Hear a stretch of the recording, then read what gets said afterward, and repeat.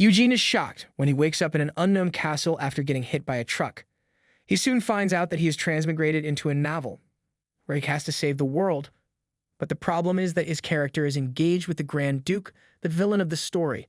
He has to navigate through everything without any divine help, and also face the fact that his soon-to-be husband is not the villain everyone made him out to be. The light shines through the tall windows of a luxurious bedroom as the clock ticks by, indicating the passing of every second. A beautiful boy is lying unconscious on the bed, surrounded by people who seem concerned about when the boy will wake up. Standing at the foot of the bed, a blond boy is annoyed at the patient for getting himself in trouble. His opinion is supported by the young girl, who comments on the boy not waking up even after the priest's hard work. He seems to hold a strong grudge against the sleeping beauty, as the blonde says he should just leave this world so they can get something as compensation from the Grand Duke, who had summoned the young boy. It is good that we got introduced to enemies at the start, since now we know whom to be very off. The discussion flows as the older man present with them in the room adds that the young boy is not cutting them any slack until the end. The three of them agree that they should try their best to get compensation and want the eldest one to do something about it quickly. Their evil plotting comes to a halt when the door creaks open and a butler steps in. He politely tells them to leave the room so he can dress up his sleeping master. Embarrassed at being caught like this, they all sheepishly walk out of the room, the girl casually talking about getting some tea in this cold weather and selecting a suitable dessert for themselves. Once the door to the luxury room closes, the butler leans slightly closer to his master to see his condition, and is startled when all the sheets go flying into the air as the young master finally opens his eyes. Tears of relief start to flow down his eyes at seeing his master awake, but he is once again shocked when the young boy sits in bed and refuses to recognize him. Baffled, the butler asks if he really can't recognize him. In reply, the young boy apologizes and asks how long he has been sleeping. The beautiful boy is a little surprised to see how weak his arms are and exclaims in shock when he finds out that he has been sleeping for 3 days. He keeps mumbling to himself how he must have transferred here after staying in hospital for a while. Since he woke up after 3 days, it makes sense for him to feel weak, but it's still weird how his hands seem very different from before. I think you were in for a surprise, my dear. The butler again calls him, trying to ask if he can remember anything else, but the young man just silences him. He then steps on the floor, ignoring the butler's advice to be careful, and suddenly runs across the room towards the mirror.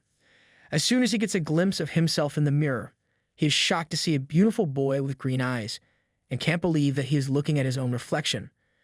The memories suddenly hit him of how he was going back home after hanging out with his friend on a normal day. Due to the extreme cold, he just wishes to be in a warm place soon, and is so lost in the thought that he accidentally walks onto the busy road. When he raises his head, a truck is rushing towards him, and before he can even blink, the truck crashes into him. When he woke up the next time, he found himself lying in a huge Whitehall. His memories of getting hit by the truck are still fresh, and he is sure that this must be afterlife. Before he can try to understand what is happening, a voice echoes around the hall, addressing him as the great warrior, and requesting that he save the world. "We are just sipping over such a cute warrior." The voice repeats his request again, and he slowly starts to feel dizzy as he thinks about how all this feels like a poorly written fictional story. Now that he is looking at his completely different body in the mirror, he slowly entertains the idea that he has really been transferred to another world. At some point in life, we all dream of being transferred into some other beautiful world. The beautiful boy slowly caresses his cheek, thinking that his story looks like the most trendy and typical genre of novels, called transmigration. The butler looks extremely worried about his well-being, and even though it is a shock that he has been transferred to another world, the young boy decides to come up with a believable explanation for his condition. He settles on following the best rules of such novels, namely, faking amnesia, and slowly mumbles that he has no memories of himself. His trick works, as he soon finds out that the body he is borrowing belongs to Eugene Lichbert, a member of the noble house of the North called Lynn. Eugene had a very difficult life growing up, as his mother passed away when he was very young. His father also didn't live long, and his inheritance left him a huge debt from his gambling addiction. The debt was taken from Marquis Taylot with the condition that if they failed to repay him on time, the entire territory of Lynn would be given to him. At that time, the esteemed Grand Lord Ivalaran of the North sent his proposal. Even though Lynn is a small town in the north, it has a railway track that connects it to the biggest trade port in the north. Lord Ivalaran tried to pay Eugene's debt so he could get ownership of Lynn territory, But his plan failed because even though imperial law allows the use of land to settle debts, it doesn't allow him to buy the land with money. With all the problems at hand, the only solution they had was that Eugene would be in a contract marriage with Lord Evilaron. They had to stay married for 5 years, after which they could divorce, and Eugene would get a certain amount of the limony. This was the reason Eugene was living in the castle, under the protection of Lord Evilaron, and was going to see the Grand Duke when he fell from the stairs and passed out. It is a little sad that instead of falling in love with his future husband, he fell from the stairs. As the butler finishes recalling his life story, he adds how happy he is to see his master awake. Eugene just hums in reply, while thinking about how the story is very typical, but is still a surprise how he became a character that is almost the same age as him, and also has a very similar name. Hearing the name of Duke Evilaron, he instantly figured out that he transmigrated into a famous novel called Where the Star Passed By. The novel is very popular in his world, and the readers are confused about who the real lead is in the story. From the start, the novel seemed like a normal high school story, narrated by the male lead, but eventually, it shifted to the female lead's point of view, and looked like it was a revenge story. The main issue with the novel was how traumatic and sad its ending was. Dismissing his thoughts about the novel, he focuses on the main problem of being engaged to the antagonist of that novel, Duke Evilaron. He almost shouts in frustration, as he recalls how he was supposed to be some great warrior in the story. His small breakdown freaks out the butler, who desperately requests that he stay calm. Following his advice, Eugene instantly cools down and asks if he is really engaged to Lord Evilaron. The butler confirms that and adds that he shouldn't address him as Sir. Eugene tries to argue that he is younger than him, but seeing how persistent the butler is, he decides to leave the topic and instead repeats how his contract marriage will be over in 3 years, leaving him some alimony. The butler just agrees with him as he again asks if he will get enough alimony to live a good life because he has lost all his territory. The butler quickly informs him that he will even get a mansion in alimony, but he is concerned about Patrick's actions. Hearing this name for the first time, Eugene wonders if he was in the group visiting him earlier and asks the butler if Patrick is his guardian. He is confused when the butler tells him that Patrick is not his official guardian, and he rejects the position because he will have to repay his debt. Eugene grasps the situation instantly, as the butler warns him to be cautious of Patrick, as he is not a good person. Once Eugene agrees with him, the butler changes the topic, saying that he will get the estate physician, Tenon, to come check on him. He leaves the room after that, while Eugene throws himself on the bed, thinking about his situation again. He doesn't know if the voice he heard in his dream was from God or the writer of this novel. In any case, a great warrior always has to save the world, and since he transferred to this novel, he must have the responsibility to change the tragic ending of this story. Due to his frustration, he thrashes his legs on the bed, while trying to figure out how he is supposed to save the world. The biggest hassle he has to face is the antagonist, Lord Evilaron, who has done enough evil things to make him the bad guy. He suddenly starts to feel dizzy, which makes him realize how he has to save the world with this fragile body he has. Deciding to start his mission with some exercise, he quickly sits up in bed, but everything starts spinning around him, making him sigh in frustration. Everybody with iron deficiency can relate to Eugene's condition. Thinking about how transmigration is a popular novel genre these days, Eugene suddenly recalls how the main character has always been given some options to proceed in the new world. Nervously, he tries to check the invisible screen, hoping that he will also get something, and his eyes widen in surprise as his fingers touch the air. Meanwhile, in another room of the mansion, Lord Evilaron is working on something when a worker informs him that Eugene has woken up but has lost all of his memories. Can such a handsome person really be a villain? Eugene is baffled when his fingers just graze the air and no magical status screen appears in front of him. Not wanting to lose hope, he tries once again, but gets no positive results.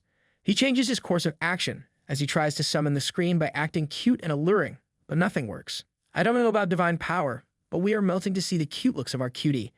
He even tries different words, but nothing seems to be working, and losing all hope, he plops face down on the mattress. Tears slowly start to trickle down his eyes as he dejectedly thinks about how he is meant to be a great warrior in this situation.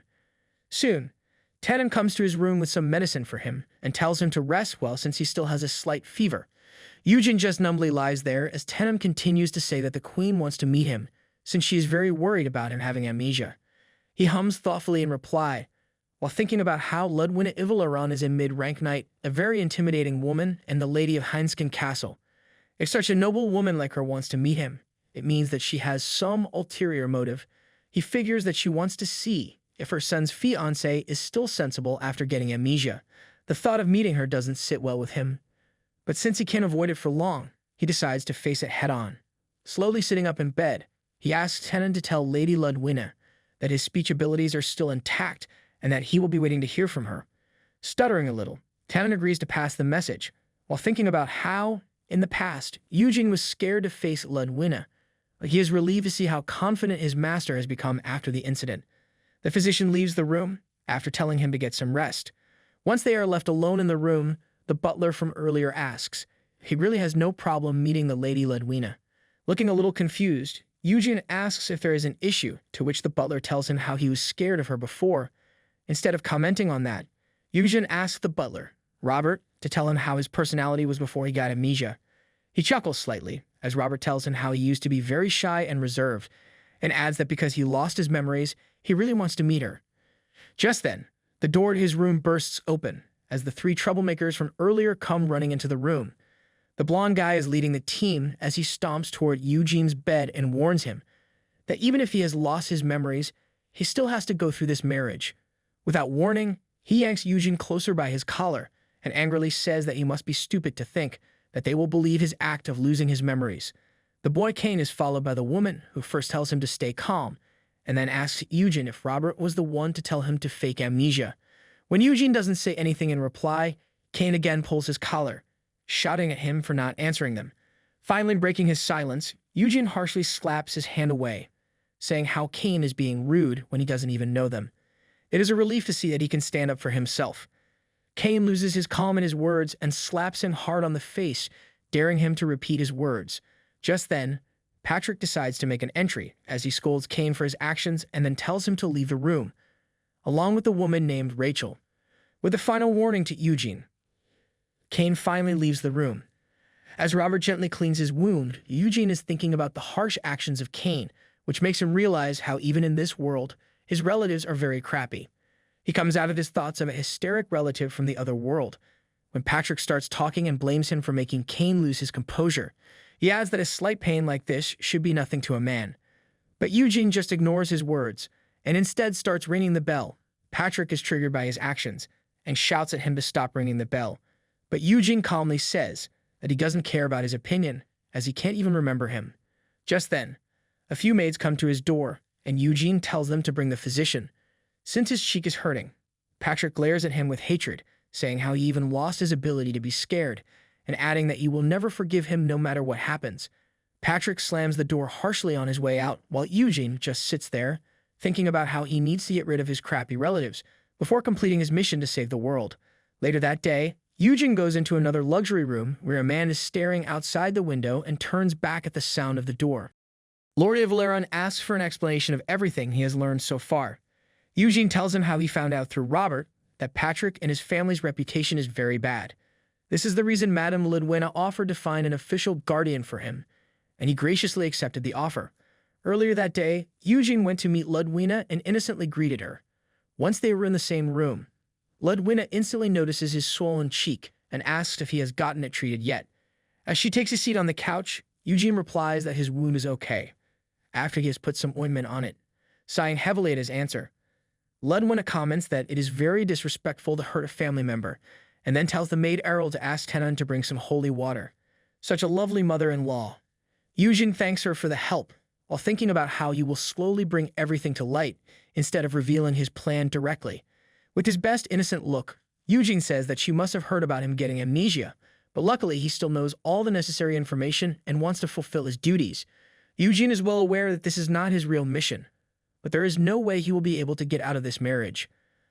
Ludwina replies that it is good for everyone to fulfill their responsibilities, and then tells him to approach her freely if he has any issues. Eugene is happy with her offer, and says that there is something he needs her help with before going through with this marriage. At Ludwina's question, he explains that even though he has lost all his memories, he can still tell what kind of people his relatives are, so he is hoping that something like today will never happen again.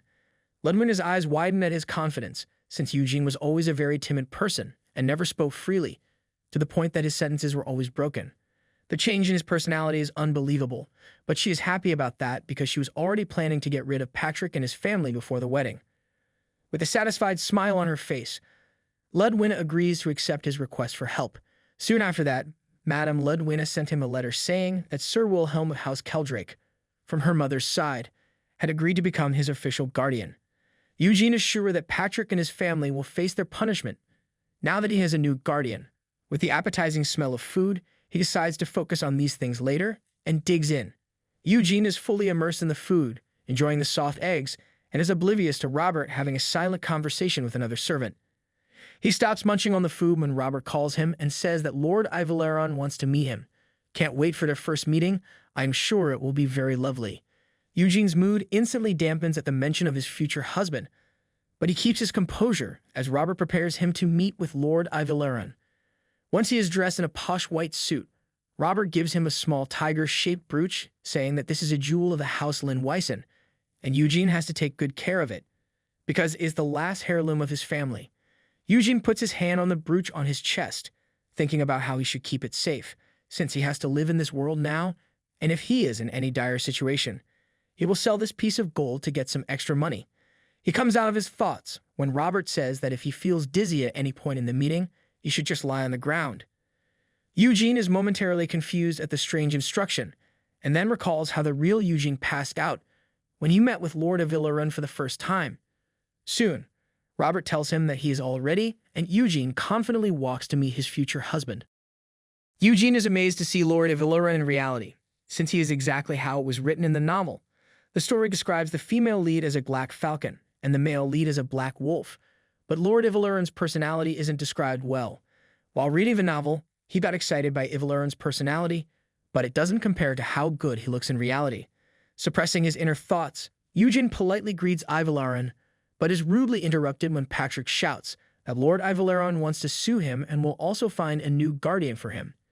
He continues yelling that this is unacceptable, and in this situation, they can't follow through with this marriage. Just then, Lord Ivaleron tells his guards to send Patrick out as he is disturbed by his continuous loud shouting. Patrick keeps shouting that he will complain to the king, but the guards are unfazed as they beat him up. Eugene stares at Patrick unblinkingly, since he wasn't expecting Ludwina to work on his request so fast. As the guards drag Patrick out of the room, Eugene finally understands why Ivaleron has the title of Grand Duke of the North. He is pulled out of his thoughts by Ivaleron calling his name, and then saying that he has found evidence of Patrick and his family causing a lot of disturbance in the castle. Ivaleron throws a bunch of papers toward him and continues that he can overlook the things Patrick did in the castle, but he can't forgive the mishaps they did outside the castle. One of the most serious crimes they had committed was document fabrication, and for that, he punished them with 10 years of labor at mine. Following the king's order, he asks Eugene's opinion on the matter, but is offended when his fiancée thanks him for the help. He sharply asks the reason for his gratitude, to which Eugene replies that he has a lot of reasons to thank him, including replacing Patrick with a new patron, which would have been impossible without his intervention. Our dream of a lovely meeting is shattered brutally. Even after his clarification, Ivaleron's expression doesn't change, which makes Eugene confused about why his fiancé looks like he wants to start a fight. Ivaleron has a smug smile on his face as he takes a few steps forward and leans closer to Eugene's face, saying that he finally understands that his fiancé is trying to deceive him by putting on this act.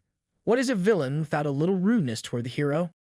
Eugene is confused by this sharp question from his fiancé, but Lord Ivaleron is still doubtful and asks if he really has amnesia. Eugene quickly replies that he really lost all his memories while thinking about how Ivaleron has nothing to be suspicious about, since his situation is also equivalent to really losing his memories. While cursing the character in his mind, he manages a soft smile on his lips and only receives a glare from Ivaleron in reply. Ivaleron turns away from him, murmuring about how odd the situation is. When Eugene complains that he can't hear him, Ivaleron rudely replies that he isn't saying anything to him. Ivaleron adds that since they are engaged, he can restrict Patrick from entering the north if this is what he wants, to which Eugene replies that he doesn't want this. He is surprised when Ivaleron suddenly gives him a bright gold ring and tells him that it is his seal. Seeing the ring, Eugene instantly recalls that Patrick was holding his seal and used it to get what he wanted, but it is a relief that he got it back. He efficiently catches the ring while thinking about how happy Robert will be to know about this, since he wants Eugene to reclaim his seal as soon as possible. The momentary silence is broken by Evelyn, who asks Eugene if he really doesn't have any memories of how Patrick used his seal. Eugene honestly replies that he heard about Patrick misusing his seal a lot, while his mind is wandering about how quickly Evelyn is changing his ways of addressing him. Evelyn finally believes that his memory loss is real and says that he will forget everything that has happened up until this point, as it is good that his fiancée is stupid instead of being a fraud. Don't be too harsh on our sweet Eugene, Lord Evelyn, or you might regret it later. His harsh comments are like a slap to Eugene's face, and he quickly slumps his head down, trying to control his anger. Oblivious to his condition, Evelyn continues to say that he has to stay out of the public eye now. Instead of replying to his advice, Eugene repeats that his memory loss is real, and he only remembers a few things about himself because of Robert. He angrily continues that he feels like he met with Evelyn, his mother, for the first time, and his reflection in the mirror seems strange to him. In the past, he might have been stupid, and he is aware that his mistakes can't be overlooked, so he is grateful for the help he is getting from them. He concludes his long speech by repeating the statement that his memory loss is real. Evelyn looks slightly surprised at his rambling and apologizes for his rude behavior, but he is still not ready to trust Eugene, believing him to be a good liar.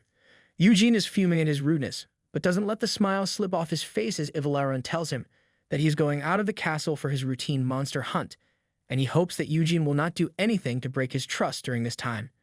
With a bright smile, Eugene replies that he is thankful to get another chance and assures him that he will stay hidden, just as Evelyn wants him to. He finally leaves the room, slamming the door hard on his way out while silently cursing Evelyn for being so rude. As soon as he steps out of the room, Robert rushes toward him and asks why guards are dragging Patrick away from the castle. Eugene informs him that Patrick and his family are receiving the penalty of doing labor in mines for 10 years. Robert instantly gets worried after hearing that, since he is sure that Patrick will try to blame him. But Eugene assures him that Evelyn agreed to not punish him. He happily shows the seal to Robert and agrees to tell him everything in detail on their way back. As they are walking away from the hall, murmuring among themselves, Evelyn stares at his fiancée from the balcony, thinking about his amnesia. From the start of their contract marriage, he was aware that Patrick was a fraud and was taking money from Marcus Taylor. He still couldn't break the engagement, knowing that Eugene was a very timid person, who even lost the seal to his fraudulent family members just because of his debt. Tired of Patrick's corruption, he finally decided to force Eugene to find a new guardian for himself. But on the same day, Eugene got severely injured by falling down the stairs. The priest and the physician both had the same opinion about Eugene being in a severely critical condition. He had lost hope of following through with his plan. But to his surprise, Eugene woke up and claimed that he had no memories of his life. During his meeting with his mother, Ludwina tells him how Eugene has really no memories, and her confident statement makes it look like Eugene's personality has completely changed. Evelyn clearly remembers how Eugene passed out during their first meeting because of nervousness, but now he has no problem seeing Patrick getting punished like this. Evelyn is sure that if Eugene has been faking all this, it means that he is the person to fool people. His train of thought finally breaks when a guard enters the room and informs him that they found something suspicious when Cain and his wife Rachel are being dragged away. Evelyn orders his guard to closely observe Marcus Taylor's movements and also keep an eye on Eugene so he won't do anything stupid. How sad that our great warrior is called stupid by his own fiancée. Can't wait for him to prove Lord Evelyn wrong. Eugene is looking out at the pile of white snow through the window of his room while thinking about how this world has a lot of similarities with Earth, including weather. The new place he is living in looks like 19th century Europe, and they are using the same number and time system, with the continent also looking the same. The situation makes him consider that this might be some parallel universe, but he dismisses his own thoughts because the kings, mages, and priests in this world are very different. The way they use mana stones and tools instead of electricity makes it a completely different world that is more comfortable to live in than Earth. Among all these conditions, the best thing is that he is going to marry Lord Evelyn, because he doesn't need to clean the pile of snow in the garden. It is funny how the only thing that bothers him in this great mess of situation is to clean snow. He is totally right, though, because someone accused him as not built for hard labor. He happily jumps on the bed, saying goodbye to his day of hard labor. As he lies on the soft bed, he recalls the information about this place having a rock spring, where the production of mana stones is very high. The quality of these stones is not very good, but since they are large in number, they are a great source of income. They are only found in the north. Despite the mana stones, He has a lot of sources that will bring him money, so currently, he doesn't have to worry about earning a living. The main thing he needs to focus on is making sure that his fiancée doesn't become the villain of this story that has a very horrible ending. I am sure a lot of love will be enough to soften the heart of Lord Avilleron. He perfectly remembers that at the start of the novel, the prince joined the academy without revealing his true mission, and the female lead has traveled to the past to save her family. The story first revolved around issues caused by the female lead, forcing the prince to take control. Later, the prince tries to woo the female lead, even though she doesn't want to love anyone. At that time, Lord Avilleron first appeared in the story, making everyone believe that it was a love triangle. But through a series of events, everyone found out that he was the villain of the story. The first incidents that occurred was the severe epidemic that hit the north and affected almost 20% of the population. Now that he is here, he finds out that the North's Heinsken region has a population of 400,000, and losing 20% of this population would be a complete disaster. Ledwina and Avilleron's little brother were also affected by this epidemic. Since he has chosen to be the savior of this world, he has to do anything possible to change the disastrous events in the story. Thinking hard about the situation, he even contemplates running away for a moment, but he doesn't dare to abandon the people who will be suffering. He groans in frustration as he remembers how when the female lead tried to say something about the future, she started coughing blood, which means that there can't be any spoilers. It annoys him a lot that he has to save the world, but he is not given any specific power and is not permitted to reveal anything, which makes it very hard even at the first level. He almost begs the unknown authorities to show him a status screen, promising to do his best, but nothing shows up. Eugene wishes to have at least some kind of medical herb, but unfortunately, he won't have any money for that, which leaves him with the only option, which is to get help from someone influential. The first person that comes to mind is his fiancée, but he is not sure if Avilleron will help him when he is still suspicious of him. He rolls around the bed in frustration, as it dawns on him that Avilleron is not going to help him in any case. Just then, Robert enters his room and is worried about Eugene not feeling well. With his messy appearance, Eugene sits in bed and says to Robert that his body is feeling a little stiff because he is staying inside because of the extreme cold. Deciding to start with something that is accessible to him, he asks Robert if he can go to the grand banquet hall, as he wants to exercise and walk a little. Robert replies that he will be allowed to do that, but first, he will ask permission from Ledwina for him. With a soft smile, Eugene thanks him for the help and is determined to be as strong as he was in the real world, so he can use his charming personality to manipulate Lord Avilleron into helping. We are already waiting to see if Lord Avilleron will be able to resist the charm of our cutie Eugene. Sometime later, Eugene is sitting in the large banquet hall looking like he has just run a marathon.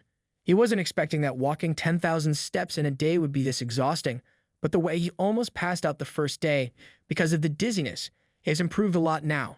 His stamina right now will allow him to fight against chickens, but he's not even sure about that and thinks that he still needs to work harder. Just then, he raises his head and is surprised to see a young boy peeking at him from behind the door. He recalls that he had seen the kid around the castle before. The kid is startled at getting caught and greets him in an extremely loud voice. Eugene smiles a little as he softly greets the young kid named Lord Lion, who is just staring at him in wonder. Lord Lion stands politely in front of him as Eugene asks him not to get offended by his strange behavior. Since he has lost his memories, he might not remember if they had met before this. Lion replies that it is not a big deal, since this is their first meeting, as he was sick on the day Eugene first came to this mansion and couldn't go out to meet him. Eugene replies that he is happy to see him healthy now and asks if he should leave because he might be disturbing his walk. Lion seems baffled by his answer and starts stumbling on his words, trying to say something but unable to comprehend a full sentence. Seeing him stuttering nervously, Eugene instantly figures out what he is trying to say and requests that they walk together. Lion instantly perks up at his offer, and to make things better, Eugene adds that he will be delighted if Lion agrees with him.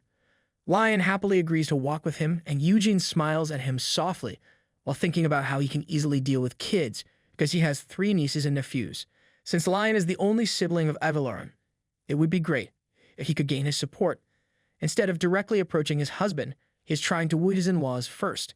He is busy thinking about what activities he can do with his 7-year-old child when Lion excitedly asks if they can also go for a walk tomorrow, and it will be great if they can spend some time together while having tea.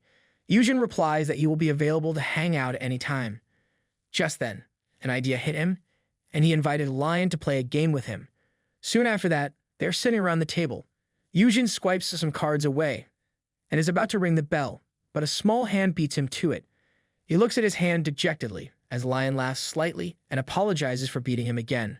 Earlier, when Eugene was trying to think of something to entertain a 7-year-old, he remembered this card game named Halligalli that was easy to build and that many people could participate in. He and Lion make the cards together, and then they start a game with Lion's nanny, Sarah, who used to be a knight, and his tutor, Killian. Even though he was the one who came up with this game, he kept losing to everyone else because of his slow reflexes. Suddenly, he sees an opening and moves quickly to ring the bell, cheering happily when he finally wins for the first time. They all congratulate him on the win, and in his thank you speech, he shows his gratitude toward them for letting him win. At the start, he just started playing, so Lion could enjoy his time, but he ended up being too involved in it. He finally throws the cards to the side, saying that they should stop playing now, so the Lion can do his homework. Instead of walking away, Lion says that he has a question for him, and once Eugene tells him to go ahead, he asks what is most special to him in this world. The child explains that Killian wanted him to ask this question because everyone might have different things that are special to them. Eugene glances at Killian, thinking about how difficult a question he asked the child, and then turns toward Lion, saying that people are the most special in this world. He explains that everyone, including his family, is important to him, just as Lyle's family is important to him. Other people who are always around him, like Sarah and Killian, are also very special to him. Eugene then says that, after people, the most important thing in the world is money, because without it, no one can survive in life. Good thing that he has set his priorities straight. Sarah and Killian are not happy with his last answer, but they stay silent as Lion thanks him for the help, and they bid goodbye to each other. Eugene waves to the young lord, while thinking that he also needs money if he wants to live comfortably after completing his mission and getting separated from Lord Ivaleron. A couple of days later, Eugene approaches Killian and asks him if he has any updates on contracts with the merchant company. Killian introduced him to the company after discovering that he could make different kinds of games. Breaking the silence, Killian says that the games are very highly valued in the market and the company wants to sign a contract with him for all 3 games he made. Eugene is surprised to know that, as Killian explains, the company will also help them get the copyrights to these games. The offer came from a merchant company named Bertu, and they have a long business history with Heinsken Castle because they are very trustworthy. Killian informs him that someone from the company will come to meet him soon and asks if he wants them to do anything special. Eugene replies that since it is his first time signing this type of contract, he wants a full explanation of patents and contracts. Killian agrees to pass his message to the company, while Eugene is surprised at how the games he casually made are actually famous. Just the thought of getting extremely rich by doing this is enough to make him happy, and he is planning to make the most famous game in his world next time. He comes out of his thoughts at the sudden noise and looks down from the balcony as the Killian beside him murmurs that Lord Ivaleron has come back. He stares at the horses returning to the castle, while thinking about how only a few nobles participate in the monster hunt, and this is the reason the people trust Lord Ivaleron so much. To him, his fiancée is still just a rude person who threatens everyone, but he is determined to change that soon. It looks like someone is more important to him than money. Later that day, he walks toward the banquet hall, while scolding himself for being so clumsy and forgetting his book there, because someone might have already taken it back by now. He gently opens the door to the banquet, and is surprised to see someone lying on the couch. The sound of the door opening has woken up Lord Ivaleron, who is resting there, and before Eugene can plan his escape, his fiancée looks straight at him, seemingly confused to see him there. Eugene reluctantly greets Lord Ivaleron, annoyed accidentally bumping into his fiancée like that. But just then he notices how Ivaleron looks very exhausted. He immediately apologizes for disturbing him and explains that he is just here to take his book back.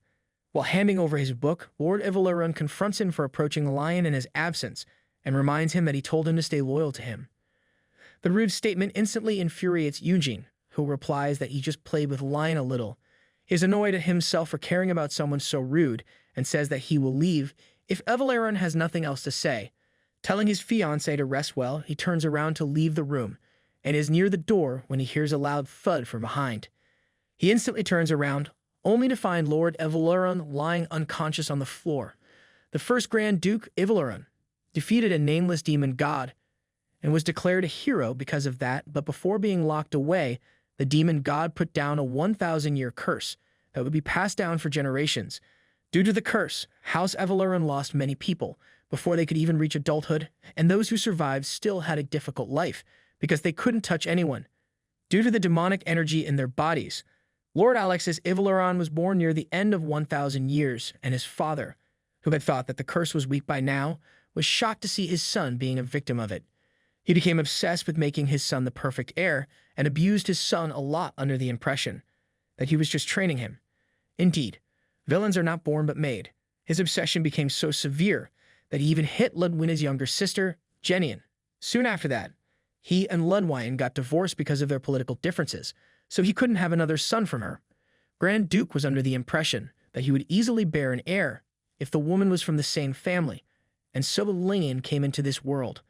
While giving birth to Lion, Jenian passed away, so he was given to Ludivna, and since he had manifested the curse, he was named the next heir, while they sent Alexis to join the army of monster hunters in the northernmost fortress.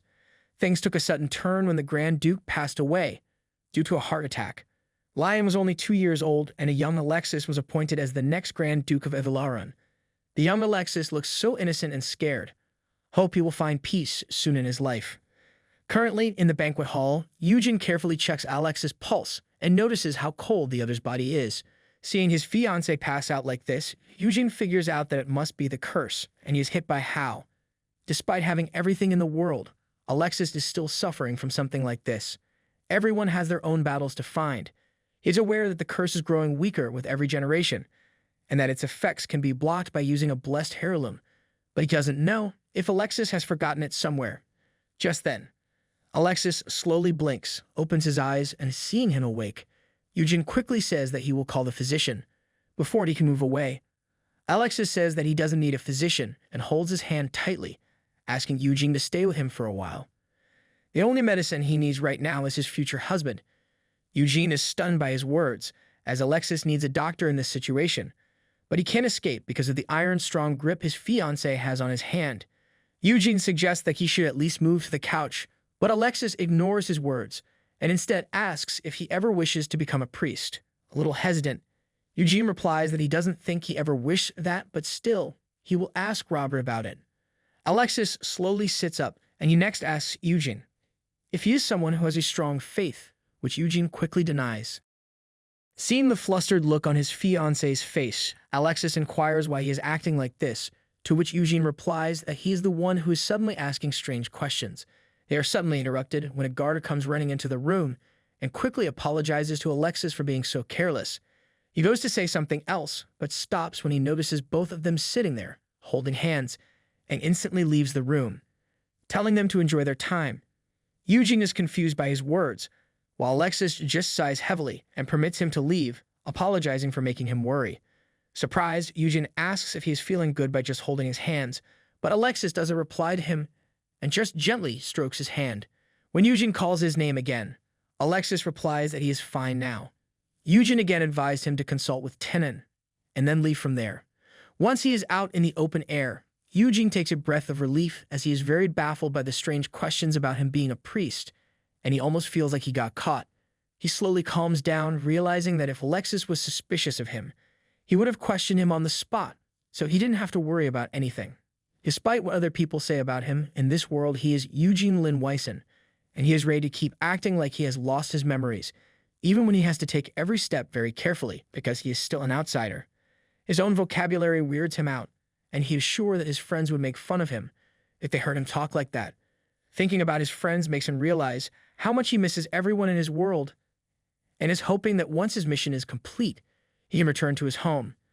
Suddenly, he remembers how Alexis was bare-handed when they held hands, when he thought the curse didn't allow Lord Ivaleron to have a physical connection with anyone.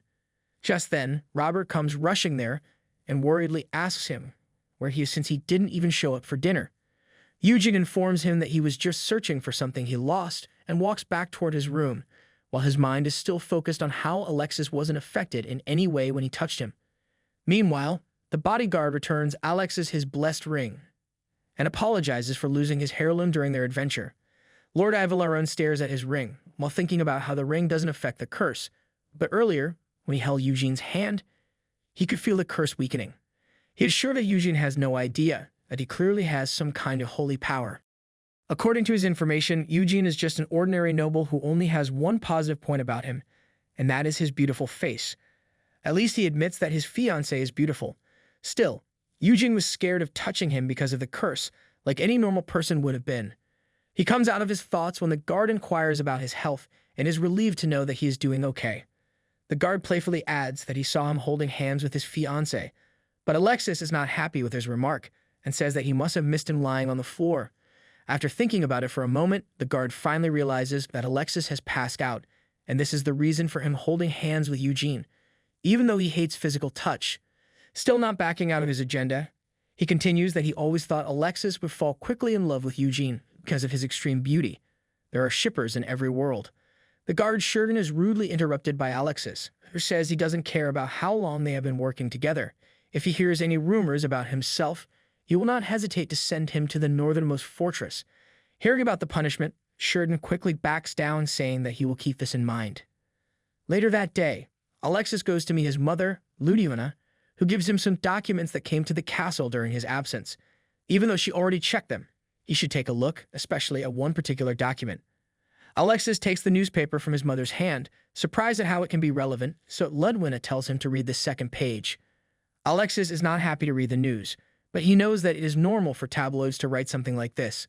Ludwina adds that people like spicy rumors like this, but they need to clarify such things quickly, or the king will use this as an objection to his marriage. Alexis listens to his mother silently as she continues that Heinsken lacks an ice port, so in winters they have to travel through mountains for trade. But if they have Lindweisen territory, they can easily spread railroad tracks on flat land. The king knows how much they need Eugene, so he demands something from them to approve his marriage to Eugene. In reply to the detailed explanation, Alexis comments that the king is very greedy, and they also have to be careful of Marcus Taylor, who also wants to get his hands on Lindweisen's territory, so he will do anything to stop them. Ludwina adds that this is why they can't be blackmailed by anyone, and then gives Alexis tickets to the season's last opera performance. She advises him to attend the performance with Eugene, saying that she will also attend the show, so they can get rid of the false rumors. Ludwina is happy when Alexis says that he will visit the temple's purification rite with his fiancée, and comments on how Lion will not be happy to know that he can't play with Eugene today. At the mention of his brother, Alexis stops in his tracks and asks Ludwina to not let Lion get too attached to Eugene, since he will eventually leave them. Ludwina softly says that it is not a big deal, as everyone leaves at some point, but even though he doesn't trust Eugene, they should try to be a little more grateful toward him, because Eugene will leave eventually. Alexis doesn't argue with his mother further, while thinking about how he was away for just a few days, but everyone seems to love Eugene now. Even though his fiancée helped him earlier, he is still having a hard time trusting him, and wants to keep his brother away from him. He keeps his inner thoughts well hidden, and bids goodbye to his mother, who tells him to be more considerate toward his fans. Eugene is surprised when he finds out about their visit to the temple and asks Robert if he ever saw the outside world.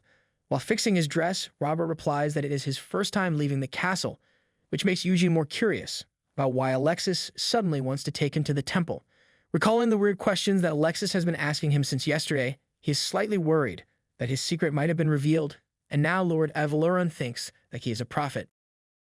A fake prophet has tricked Alexis's father, who in return abused his son, and in the novel Lord Avaloran, he cruelly kills anyone who claims to be a prophet.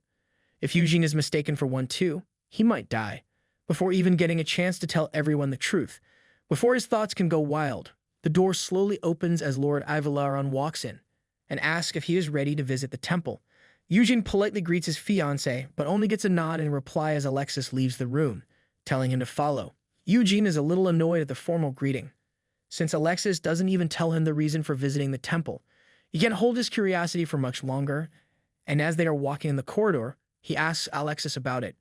Instead of giving him any answer, Lord Avaloran asks why he wants to know, and if he doesn't know the reason, will he not join him? Feeling Alexis's sharp glare on his face, Eugene realizes that it will not be good for him if he refuses to go, and quickly says that it is just best for him to know, considering their relationship. Alexis continues to walk ahead of him as he asks Eugene to explain their relationship. Eugene replies that they are two people who will marry each other without any issues, and then separate without any issues. He continues that even though the only connection between them is the contract, he still wants to know if the plan has changed so he can also help. Alexis suddenly stops walking and turns toward Eugene, saying that he can't understand what his fiancée is thinking in his little head. Barely controlling his anger, Eugene asks if he is always this blunt, to which Alexis calmly replies that his behavior varies from person to person, but he doesn't have to be careful around him. Eugene's innocent question of why he thinks that Alexis confidently replies that it is because they had held hands with each other. The strange reason starts to freak out Eugene a little, and he rambles about whether they are now bound to each other, just because they are holding hands. He stutters a little, trying to clarify that he is aware that they will be married soon. A small smile grazes Alexis's lips at his nervousness, and he realizes how Eugene has no idea that he possesses some special powers. Finally, we get to see a little brighter side of him. Eugene is still worried about what kind of magic he did with his hands, while Alexis is planning to find the truth about his holy power. Once they reach the temple, he finally decides to reveal the reason for their visit to the temple and tells Eugene that people are spreading the rumors that Lord Eugene has been keeping his fiancée imprisoned. Eugene is shocked to hear that he's a prisoner here, as Alexis asks if he is aware that the king's permission is essential for them to get married. Eugene agrees with him, so Alexis continues that after the controversial article that everyone is talking about, the king will have a solid reason to oppose their marriage. This is the reason everyone needs to know that Eugene is safe, and now he must have understood why they are visiting the temple. Once Eugene agrees with him, they start walking again, and Eugene says that someone must have spread the rumor deliberately. Alexis is surprised at how he is more thoughtful than he expected, and asks if he can guess who has spread such a rumor. Alexis is once again impressed when Eugene says that it must be someone who holds a grudge against him. He tells his fiancée that the person who is spreading these rumors is Marquis Taylot, the biggest beneficiary of House Lynn-Wyson, and after the punishment of Patrick and his family, Taylot will do anything to stop the marriage.